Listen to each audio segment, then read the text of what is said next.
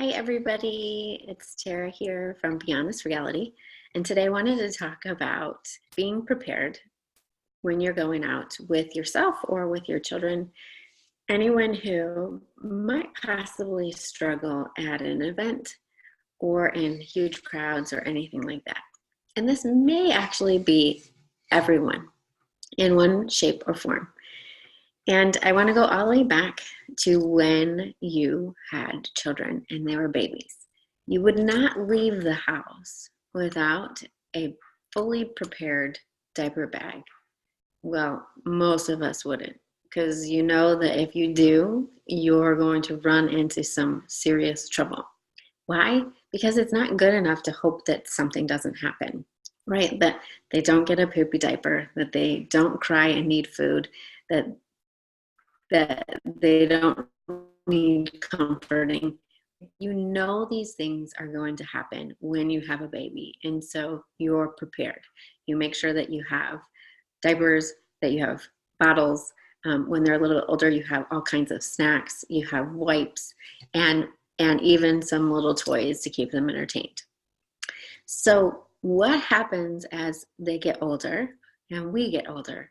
It's interesting because we stop preparing and acknowledging and becoming aware of what our needs are. We get really good at just hunkering down and getting through. And hunkering down and getting through doesn't create emotional or physical or mental wellness. So I don't know how many of you have gone throughout your day and you've really trained yourself not to eat, like you've turned things off. And then at the end of the day, you are like so emotionally tense that you want to bite somebody's head off because throughout the day you needed more food than what you were giving to yourself, more sustenance, more fuel. The same thing, you could go into an event and you're not listening to your trauma responses where you might be going with family and there was trauma with somebody that was in the room and it triggers things inside of you and you didn't prepare. You didn't ask yourself, what do I need? What escape plans do I need in order to take care of myself while I'm at that event or that holiday party? Same thing even in a huge crowd. You haven't acknowledged possibly that you are very, very aware of other people's feelings and expressions and that they get clogged into your body. And so you don't prepare yourself or your child who's highly aware in those situations as to how to handle it. Well, I want to share some of the things that I do so that maybe they can help you, whether you're at a small family event or whether you're going to a huge crowd, and how they might help to make sure that you're able to deal with it emotionally well as physically well. And so here's some of the things I wrote them about. I really love to have essential oils with me. Like I have my own blends that I put together, and these blends are for different things. So I usually have a few in my bag. One is Melaleuca, and Melaleuca is fantastic to know where your energy ends and somebody else's begins so that I don't get as overwhelmed with things. The other ones that I like is Adaptive and Wild Orange. Wild Orange, when I smell it in, it just brings a lot of joy. It actually goes to the olfactory center and the amygdala and affects our emotions and brings joy to the emotions and opening there. So I love to have those. I love to have ones that are for physical things too for my kids, whether it's like Breathe, so that if they're going through moments of panic or even congestion, Breathe really helps there. I also like to have on my phone funny photos and funny videos so that at any point when there's tension, like we can tap into those and bring in back the joy. And it helps to bring the joy throughout our body and remove the spaces where the sadness is going. I also like to have a list of what my escape plans are. So for myself and for anyone else, that like you can always remove yourself and go to the bathroom. You can always remove yourself and go outside for a fresh air break. Sometimes we need to remove ourselves from family or crowds or anything like that in order to just get back into the center of ourselves. There might be times for anyone who can drive that you're the person who goes to get the forgotten item, whether you run to the gas station or you run to the local store.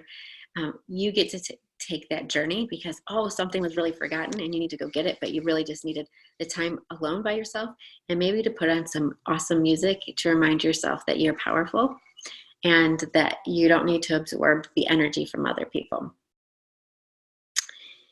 Having a plan for a group that might be something totally different. I love to bring little note cards in a jar where people can write down their the things that they're grateful for, or their most embarrassing moment, or the funniest moment that they experienced this year. It just starts conversation going. And so I give like 1 to 3 to each person. They write something down and then we share it at dinner or at some time during the night. Also go into the bathroom, look in the mirror, smile at yourself and remind yourself that you love you. It sounds really cheesy, but it's really important to remind yourself that you matter to you. It's the most important person that you need to matter to. And then come out, rather than in a protective or defensive mode, come out and be that light, like expand that light so that it connects to other people's lights. When we go into protection mode, we go into darkness and imprisonment. And literally it invites out of other people their protective and defensive modes. And so everybody walks around ready to fight or protect themselves. And it just creates more of a hostile environment. So if you go into the bathroom or anywhere, find a mirror, look at yourself, smile, say you love you, and expand. And literally, it is like you turning on that light that's inside and becoming the glow. And if this sounds woo-woo, walk into the space with somebody who's lit up. You know that they are, and it's really hard not to be lit up too. It is a very real thing. You've experienced it a number of times, or walk into somebody's space who's defensive. Feel how much that sucks you in too. And so we really want to not be constantly in reaction to someone else. We want to be the one who chooses and then lets others to respond to ours. They can stay in their protective and defensive mode if they want, and they cannot. If you're in your light, it's okay what other people choose. What else? I think those are my things. So what's in your emotional backpack rather than diaper bag? So that you can show up for you. You can show up for those that you love. Oh, the other one was food, like making sure that the food and music that you have on cue, possibly in your bag, is there to support your emotional and physical wellness.